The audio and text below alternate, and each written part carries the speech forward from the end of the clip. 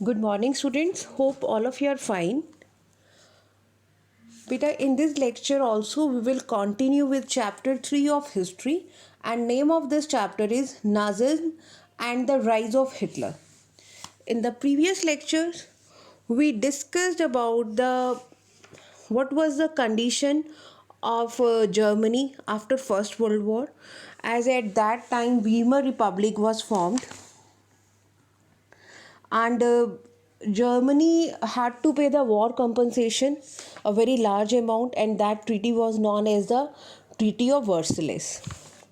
So these topics we have discussed, and as the condition of Germany it was just diminishing, then US introduced the Davis plan, and it also just reworked the terms of reparation.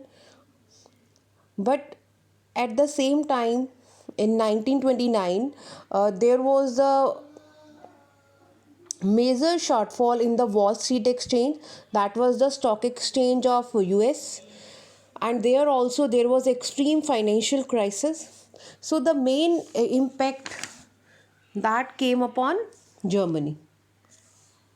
So that was the time of political instability, and at the same time Hitler rise to the power. So the today we will discuss about that how Hitler rise to power and he became the dictator of Germany. This crisis in the economy, politics and society formed the background to Hitler's rise to power. As I was telling you that the political condition was unstable, that is why. And first of all we should know about the early life of Hitler. So, our very first paragraph of this topic is related to the early life. He was born in 1889 in Austria, and Hitler spent his youth in poverty. But when the First World War broke, he enrolled for the army, acted as a messenger in the front, became a corporal, and earned medals for bravery. The German defeat horrified him, and the Versailles Treaty made him furious. In 1919, he joined a small group called the German Workers' Party, and continuously he took over the organization and renamed it the National Socialist German Workers. And this party of Hitler only, later on it was come to be known as the Nazi Party. In 1923, Hitler planned to seize control of Bavaria, march to Berlin, and capture power. As you know, Berlin is the capital of Germany. But in this, he failed. He was arrested, tried out for treason. Treason hota hai beta betrayal. And later he was released. But the Nazis could not effectively mobilize popular support till the early 1930s. So we can say कि जो हमारा time था that 1923 to 1930, it was also the struggling time for Nazi party.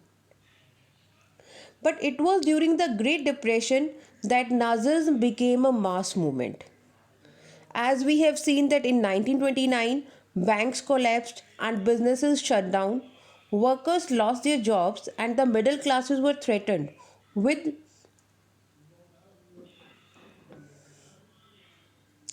So, in such a situation, Nazi propaganda it just stirred hopes of a better future. Beta propaganda is the means specific type of messages that directly influence the opinion of people. Means our speech is just like to influence the people. So people were influencing towards the Nazis, and in 1928 the Nazi party got no more than 2.6% votes in the Reichstag. As you know beta, Reichstag it is the parliament of Germany. By 1932 it had become the largest party with 37% vote. And Hitler was a powerful speaker. His passion and his words moved people. Means people were highly influenced by Hitler. He promised to build a strong nation, undo the justice of the Versailles Treaty, and restore the dignity of the German people.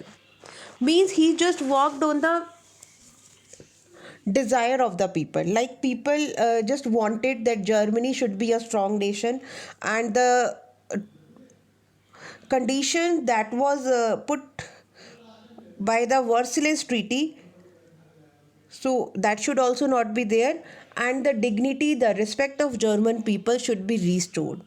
So the same agenda was forwarded by Hitler. He promised employment for those looking for work and a secure future for the youth. As you know that during the economic crisis, people they were just having a placard around their neck that willing to do any job. So it means he just highlighted those agenda. Those were very much closer to the people.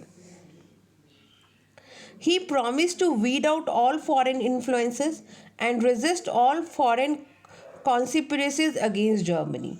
Means weeds here means beta whosoever the outside powers those were influencing or those had an impact on the Germany. So Hitler will just throw them out. Hitler devised a new style of politics. He understood the significance of rituals and spectacle in mass mobilization.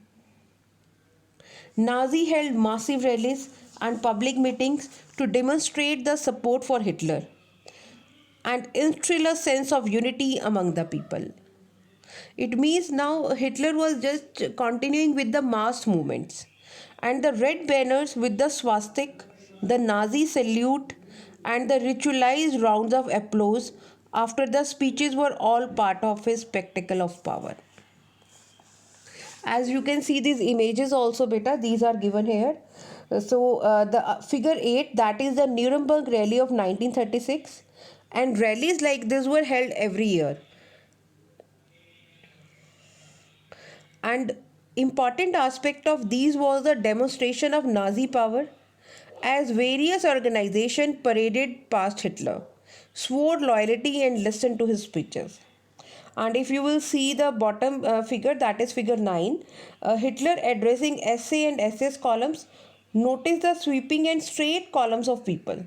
Means how are they standing? Such photographs were intended to show the grandeur and power of the Nazi movement. And the Nazi propaganda skillfully projected Hitler as a Messiah. Messiah, a savior. Savior means the person that has come to save us, as someone who had arrived to deliver people from their stress. So it is an image that captured the imagination of a people whose sense of dignity and pride had been shattered, and who were living in a time of acute economic and political crisis.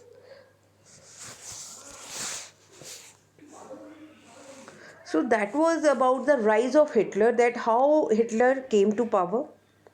Now the next topic is that is the destruction of democracy. As we know that Weimar Republic, it was formed on the by the democratic election. So when Hitler came to power, he was a dictator. So that is why now when Hitler power was rising, so automatically the democracy was reducing. So the next topic is this only, the destruction of democracy. On 30 January 1933, President Hindenburg offered the chancellorship, the highest position in the cabinet of minister, to Hitler. But by now the Nazi had managed to rally the conservatives to their cause. Having acquired power, Hitler set out to dismantle the structure of democratic rule.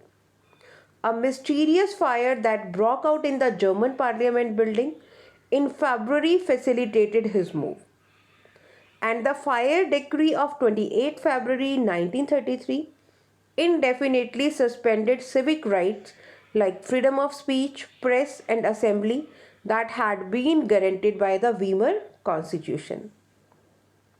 Means if you will see the step by step, whatever were the principles of democratic government, Hitler were just suspended them. Then he turned on his arch enemies, the communists, most of whom were hurriedly packed off to the newly established concentration camps. Beta, the arch enemies or the main enemies of Hitler were the communists, and they were packed off to the concentration camp. As I told you earlier also, that these concentration camp, these were the areas where people were isolated and detained without due process of law. Typically, it was surrounded by electrified barbed wire fences. Like I told you that Auschwitz, that was also the concentration camp in Poland. So the repression of the communists was severe. Out of the surviving 6,808 arrest files of Dusseldorf, a small city of 500,000 population, 1440 were those of communists alone. They were, however, only one among the 52 type of victims persecuted by the Nazi across the country. On 3rd March 1933, the famous Enabling Act was passed. This act established dictatorship in Germany. Now beta, you will underline this, that when was Enabling Act passed? Now, and what was the features of this Enabling Act? Beta, this Enabling Act, it gave Hitler all powers to sideline parliament and rule by a decree. All political parties and trade unions were banned except for the Nazi Party and its affiliates. The state established complete control over the economy, media, army and judiciary. Means the complete dictatorship was established by Hitler. Special surveillance and security forces were created to control and order society in ways that the Nazi wanted.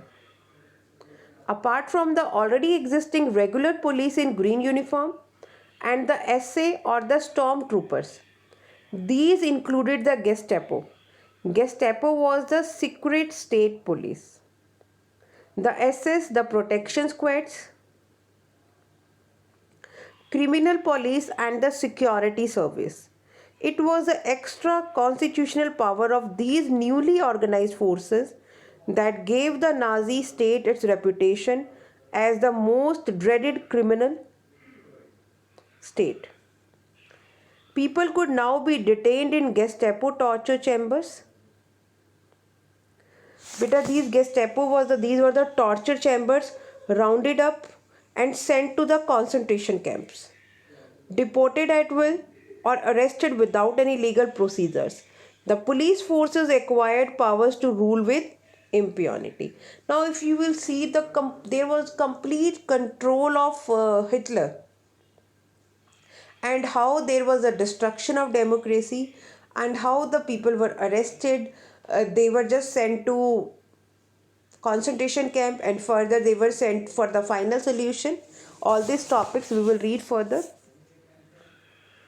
So hope all of you have understood this topic. Thank you and have a nice day.